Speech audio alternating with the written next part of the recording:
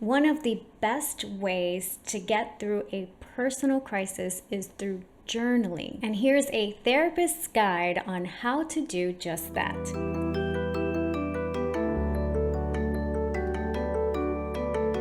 Hey love, it's Yentl, holistic dietitian and stress therapist specializing in cancer and chronic conditions so that you may thrive in remission and prevention. So if that sounds like your vibe, be sure to subscribe and join the tribe. When you're going through some especially difficult times, journaling is such a great way to get your thoughts out. It also helps to bring up emotions for more clarity. And it helps you to come up with creative solutions to the situation that you're dealing with. Now, the general idea of journaling may not appeal to everybody, but that's why I'm going to share with you various ways that you can journal.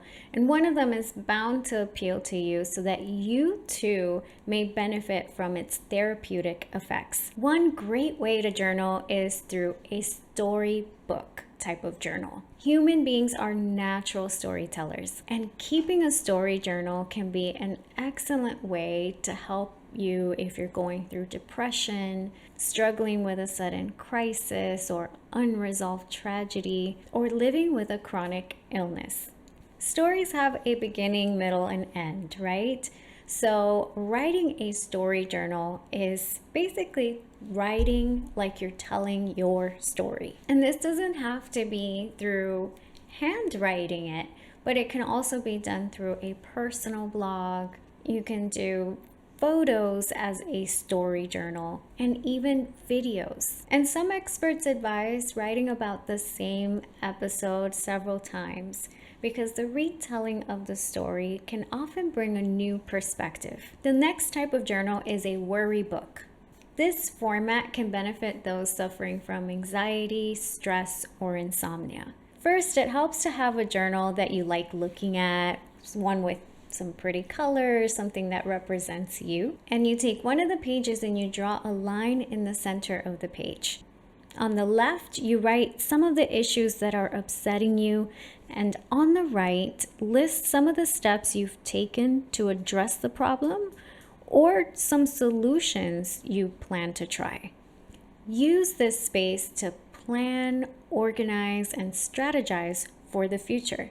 And to help you get and stay organized, you can also use a daily log journal. A log is useful if you want to build and maintain daily healthy habits. You can use this journal to keep track of anything from how much water you're drinking in the day, the amount of exercise you're getting, as well as writing down your sugar levels and how you feel after a meal. This type of journal can help you understand your body's rhythms and help you chart your recovery from a chronic illness. In this type of journal, you simply record the facts, but you may also want to write down some narrative to go with those facts. So for example, if you're keeping track of your chemotherapy days, it may also help to jot down how you felt after each session. Doing this really helps you to see what your daily progression has been like. And it also helps keep you accountable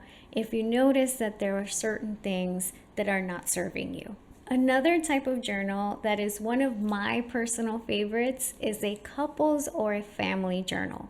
This one is not done often enough. A shared journal with your loved ones helps to enhance communication, deepen emotional bonds, and enhance trust and intimacy. It could be as simple as having a journal that you leave in the same place for everyone to be able to be free to access anytime. Each person is encouraged to write, record their thoughts or feelings, and even respond to another person's entry. And it's especially important to write compliments and encouragements, as well as writing through your misunderstandings and your issues. This is an example of a couples journal that I absolutely love and highly recommend.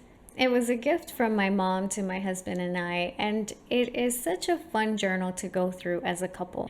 It has some simple prompts to encourage us to write about And it is a 3-year journal, which is really nice because then you can go back and reflect on what you have written in the past and see how far you've come together as a couple. And this next journal is one that we so often hear about, but has been one of the most therapeutic ways of journaling, and that is a gratitude journal.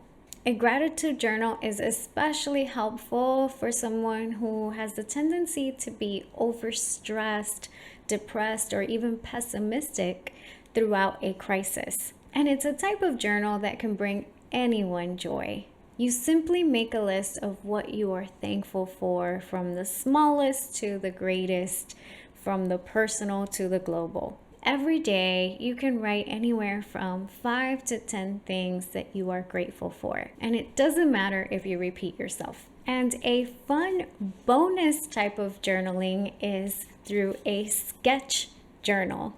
And you don't have to be an artist to have a sketch journal. There are times where it's easier to illustrate how you feel as opposed to expressing it in words. And just the act of drawing can work as a mindfulness technique because it helps you to put focus into something that is outside of the things that have been fogging your mind. And if you're not a great artist, it makes it even more amusing. As you can see from my drawings, they don't have to convey a deep emotion or any emotion at all. Just doing it can evoke some laughter, and we all know that laughter is such great medicine.